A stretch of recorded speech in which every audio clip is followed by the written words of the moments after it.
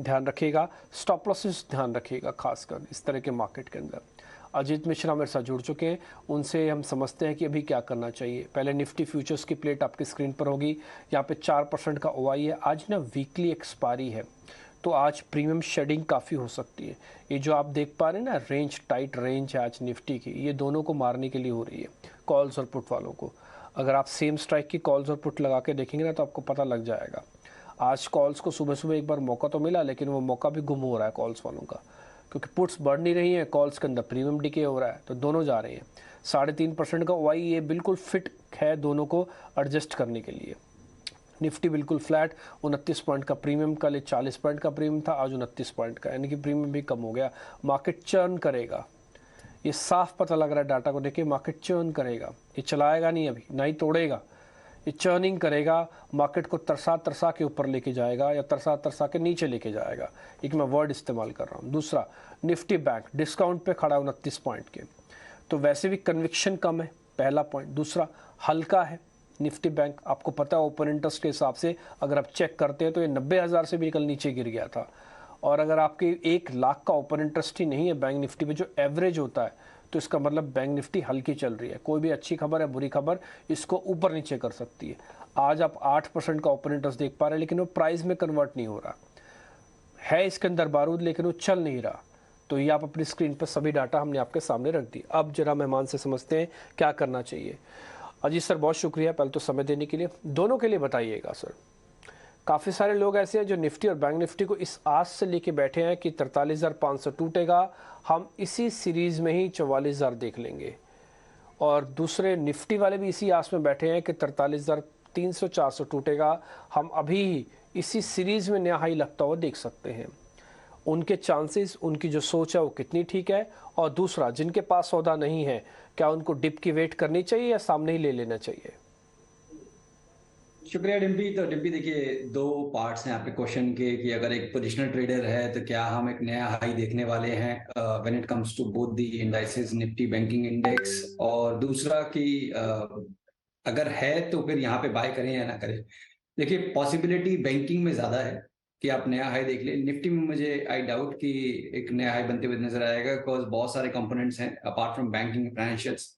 और banking and financial भी थोड़ा सा बैकफुट पे है अभी, तो वो थोड़ा सा मुझे लगता है कि थोड़ा सा डाइसी रहेगा। बट यस, जैसा आपने भी दर्शकों का शेयर किया कि 43,500, यही चीज हमने अपने क्लाइंट्स का शेयर कर रखी है कि जब तक हमको एक क्लोज नहीं मिलता, एक डिसाइसिव क्लोज 43,500 के ऊपर, तब तक एक जो कंसोलिडेशन दिख रहा है बैंकिंग इंडेक्स में, वो कंटिन्यू रहेगा। उसके बाद कोई ऐसा रेजिस्टेंस नहीं है। उसके बाद अपने रिकॉर्ड हाई जो कि 44,150 के लेवल आपने रीटेस्ट किए थे, वहीं आप जाते हुए देखेंगे बैंकिंग इंडेक्स में। निफ्टी में मुझे लगता है कि अच्छी चीज ये हुई है कि पहले 17,850 का एक जोन था, जो कि एक मेजर सपोर्ट था। अभी हाल फिलहाल अगर आप देखेंगे 7-8 दिन के कंसोलिडेशन को, तो उसमें 18,050 मेरे हिसाब से एक हायर बेस फॉर्म हो गया है। बट यस, क्योंकि इंट्राडे चार्ट्स पे आप देखेंगे तो एक ब्रॉडनिंग फॉर्मेशन है, जिसकी वजह से बार बार आप देख रहे हैं ऑन द हायर साइड 350 400 के जोन पे आप आके थोड़ा सा रेजिस्ट कर रहे हैं। तो बीइंग दी वीकली एक्सपायरी, मुझे लगता है कि आई डाउट कि आज कोई मूवमेंट होने वाली है। इनफैक्ट अगर इंट्राडे में कोई डिप मिलता है, लेट्स से आप 18,250 के पास आते हैं, तो वो एक बाइंग अपॉर्चुनिटी होती है अगर आपको इंट्राडे प्ले करना है तो। उस केस में 18,190 आपका स्टॉप होगा, और पॉसिबिलिटी है कि एक लेटर ऑफ द सेशन की आपको एक रिबाउंड देखने को मिले 320 340 तक के रेंज में। पोजिशनली ट्रेडर डेफिनेटली यहाँ पे अटेम्प्ट कर सकते हैं। मेरे सबसे 18,200 का एक स्टॉप रखना चाहिए when it comes to Nifty, और 450 से लेकर 500 तक के लेवल्स उनके लिए खुले होंगे। बैंकिंग में मेरे हिसाब से अभी आपको वेट करना है। आपको 43,500 के ऊपर जब तक क्लोज नहीं होता है, तब तक मेरे हिसाब से अटेम्प्ट करना थोड़ा सा जल्दी होगा। ओके, ठीक है। तो आप ये कह रहे हैं कि कोई डिप मिले तब आप अंदर आइएगा। 18,190 यानी कि करीब करीब 200 आप मान लीजिए, और 340 है। कितनी टाइट रेंज है, सिर्फ 140 पॉइंट है टारगेट और स्टॉप लॉस के अंदर। अगर आप इसके मिडल में आ रहे हैं यानी कि 250 पे आ रहे हैं, जाने के लिए 50 पॉइंट, आने के लिए करीब करीब 150 पॉइंट आपके पास है। तो फिलहाल बड़ा ब्रेकआउट, बड़ी ब्रेकडाउन के चांसेस कम हैं इसी चर्निंग वाले मार्केट के अंदर, जो थोड़ी देर पहले हम डाटा के जरिए भी आपको क्लियर कर रहे थे। उसके अंदर अगर आपको सौदा लेना चाहते हैं तो अजीत जी ने मोहर लगा दी है कि आपको रखना बाय है, कन्विक्शन को लूज़ नहीं करना। 18,190 के टूटने के बाद ये स्विंग ट्रेडर्स धीरे धीरे करके निकलेंगे बाहर, तब आप देखेंगे कोई ना कोई खबर भी आ जाएगी तो बाद में बाजार को कमज़ोर किया जाएगा। हमेशा लेवल्स और चार्ट पहले चलेगा, खबर बाद में आएगी, ये फिक्स है। खबर पहले आएगा और लेवल्स के अंदर डिस्काउंटेड नहीं है, ये हो नहीं सकता, ये रेयर होता है। ठीक है, तो आपके सामने निफ्टी का पॉइंट आएगा। सर बैंक निफ्टी पे कुछ बताओगे लेवल्स से, या छोड़ दें?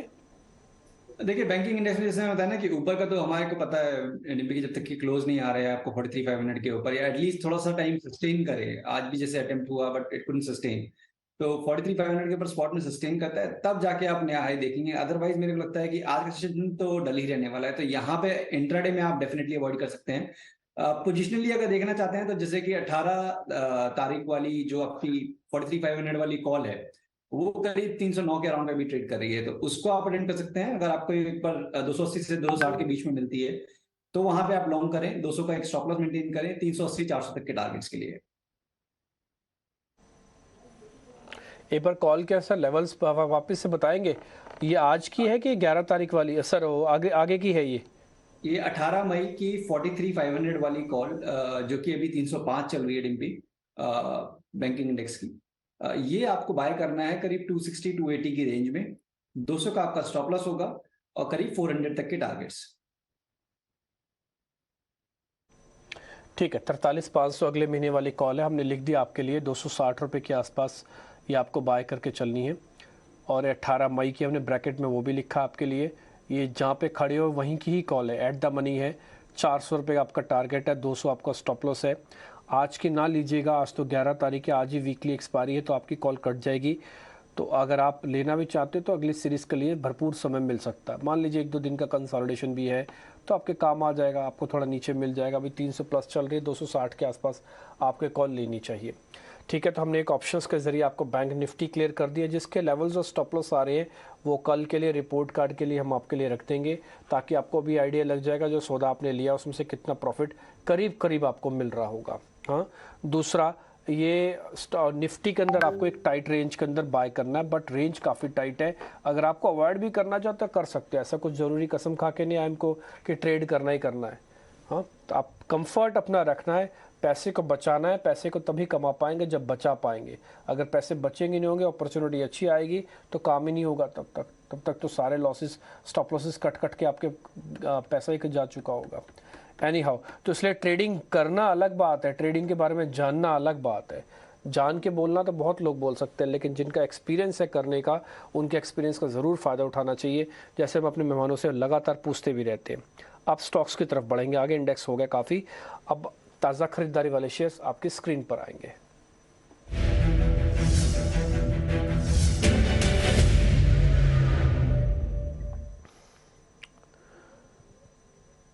सर 2 शेयर हमने निकाले, इसमें एक तो है गुजरात गैस, ये करीब 5% ऊपर है, और दूसरा सीमेंट कंपनीज में से एसीसी चुना है जो कि 2% ऊपर है। दोनों को चेक कर लीजिए, दोनों में फ्रेश लॉन्ग है, यानी कि ओपन इंटरेस्ट और प्रीमियम दोनों अच्छा है। बिल्कुल डिम्पी, तो देखिए जैसे बात करते हैं पहले गुजरात गैस की, तो एक चीज आपने नोटिस की होगी कि ऑफ लेट जो हमने जितने भी गैस डिस्ट्रीब्यूशन नेम्स हैं, चाहे आईजीएल एनजीएल हो, इनमें अच्छा ट्रैक्शन देखा था। लास्ट केवल यही गुजरात गैस रह गया था जहां पर कि आपने कोई भी मूवमेंट नहीं देखी थी। एक ट्रायंगल पैटर्न के लोअर बैंड पे ये ट्रेड कर रहा था। इनफैक्ट काफी टाइम तक मैंने अपने क्लाइंट्स को अवॉइड करने के लिए बोला है, कंसिडरिंग द अंडर परफॉर्मेंस। अभी भी मुझे लगता है कि थोड़ा सा वेट करना चाहिए, बिकॉज ट्रायंगल का जो अपर बैंड है which comes close to around 515, मेरा कंफर्ट तब आएगा जब ये 515 के ऊपर निकल जाएगा, तब तक इसको अवॉइड कर सकते हैं फ्रेश लॉन्ग के लिए। बिल्कुल अगर एग्रेसिव हैं तो डेफिनेटली आप 480 के स्टॉप लॉस के साथ करीब 520 तक के टारगेट्स के लिए भी इसको अटेंड कर सकते हैं। एजीसी क्योंकि सीमेंट में देखिए एनीवेज काफी स्ट्रॉन्ग ट्रैक्शन है, और आज के दिन में हम देख रहे हैं जैसे अदानी ग्रुप ऑफ स्टॉक्स में काफी अच्छा मूव है, और एसीसी में भी पार्टिसिपेशन उस तरीके दिख रहा है। अच्छी चीज ये है कि काफी हद तक जो वोलेटिलिटी थी वो अब सबसाइड हो गई है, रेंज अब थोड़ी सी नैरो हो गई है। स्टॉक ने अपने 20 डेज के ऊपर काफी टाइम स्पेंड कर दिया है। ऑलमोस्ट आप 10-15 सेशन देखेंगे तो कहीं ना कहीं उसके ऊपर साइडवेज के रेंज में ही सस्टेन करते हुए इसने निकाला है।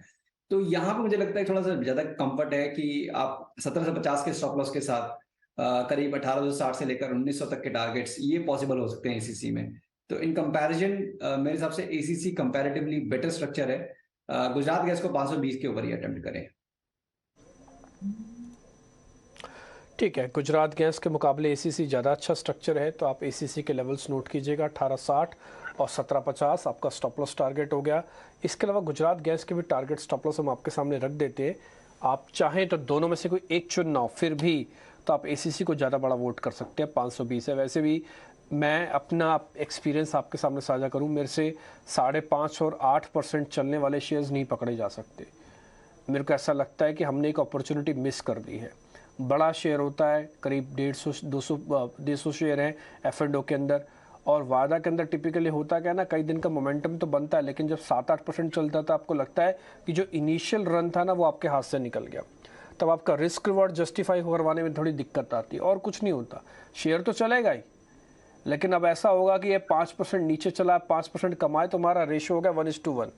बस यहीं आके थोड़ी सी प्रॉब्लम होती है, और कुछ नहीं है। कन्विक्शन तो होता ही है। एसीसी 2% ऊपर है, आप यहाँ पे एक बार देख सकते हैं, पोजीशन 1860 है, और ये 2 शेयर्स हो गए हमारी तरफ से। आगे बढ़ते हैं, शॉर्ट कवरिंग के भी साथ 2 शेयर हमने निकाले, तो GNFC है और दूसरा JK सीमेंट है। एक बार मेरे को जरा चेक करना होगा GNFC कहीं बैन में ना हो। 4 शेयर्स थे बैन में, शायद उसमें GNFC भी है। एक बार सर आप दोनों शेयर्स को जरा देख लेना, मैं आपको बैन बता देता हूँ।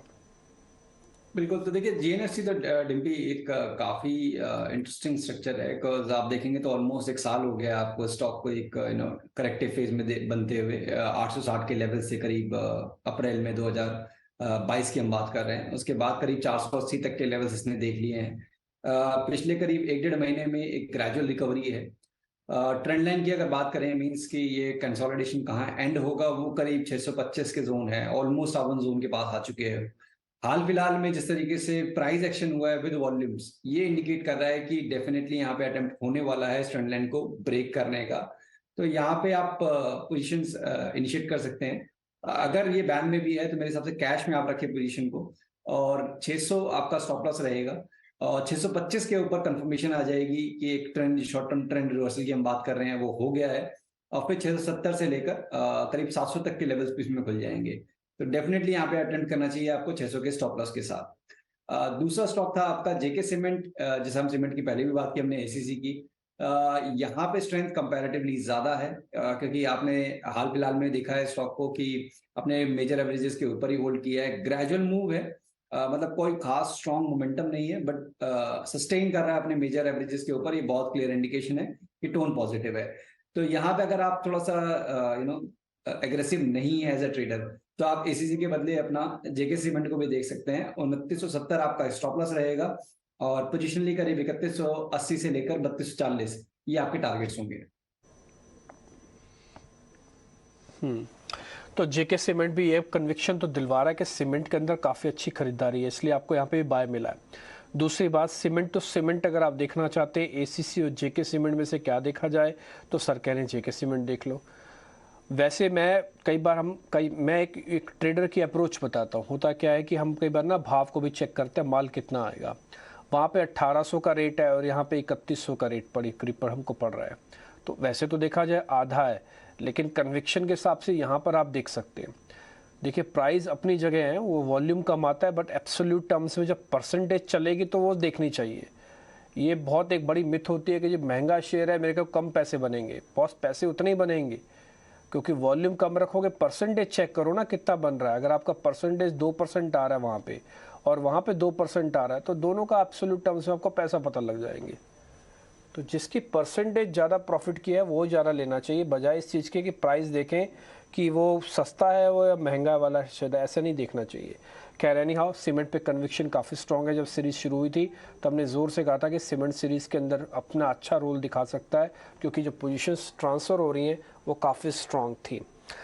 एनी हाउ, दो हमारे यहाँ पे तेज़ी का सेगमेंट ख़त्म हो गया। 4 शेयर हमने आपके सामने रखे थे, चारों का ब्यौरा आपके सामने आ चुका है।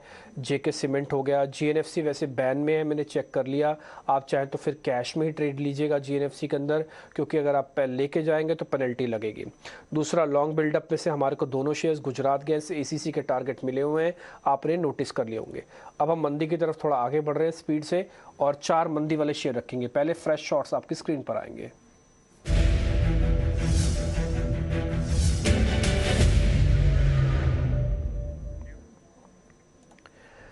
सर बिकवाली वाले शेयर्स में आज हिंडाल्को है, नोवेलिस की वजह से आज हिंडाल्को टूट रहा है 3.5%। इसका बेस अच्छा बन रहा था, लेकिन क्या करें भैया, ग्लोबल कहीं ना कहीं कनेक्टेड है। नोवेलिस के नंबर आएंगे तो हिंडाल्को पे, इंडिया पे इम्पैक्ट आ जाता है। दूसरा एलएनटी आप और देख लीजिए, पोस्ट नंबर्स टूटा है। भी मैं मेटल्स को काफी क्लोजली वॉच कर रहा हूँ फॉर टू रीजंस। अगर मेटल इंडेक्स को देखेंगे तो आपको सारे ही एवरेजेस के पास डेली चार्ट्स पे नजर आएगा मेटल इंडेक्स।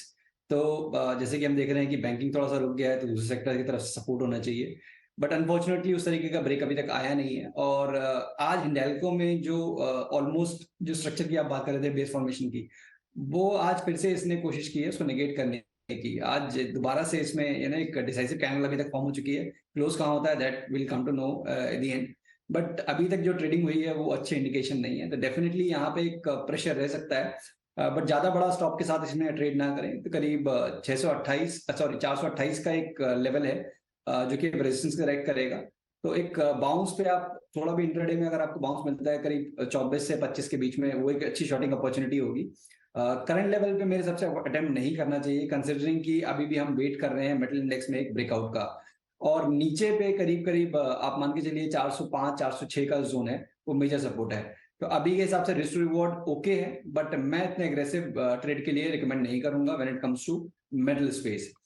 एलएनटी में भी मेरा व्यू यही है कि इसको शॉर्ट के लिए भी ना देखें। रिकॉर्ड हाइस के पास था, रिजल्ट्स के बाद एक रिएक्शन देखने को मिल रहा है, स्टॉक करीब 5% नीचे है।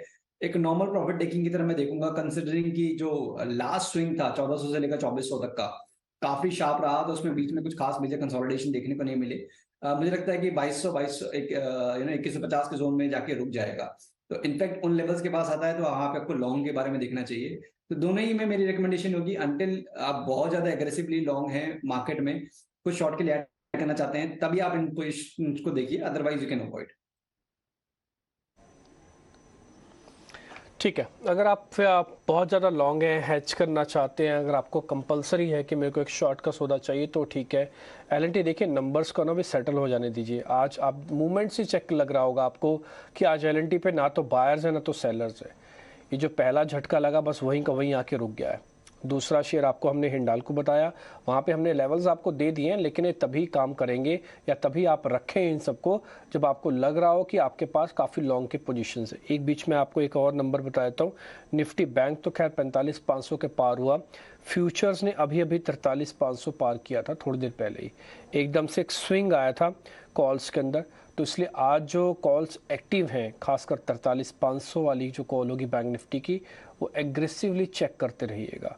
हमने आपको बताई 18 मई वाली, 11 मई की नहीं बताई। अभी हमने कॉल्स के आपको आंकड़े भी दिए थे।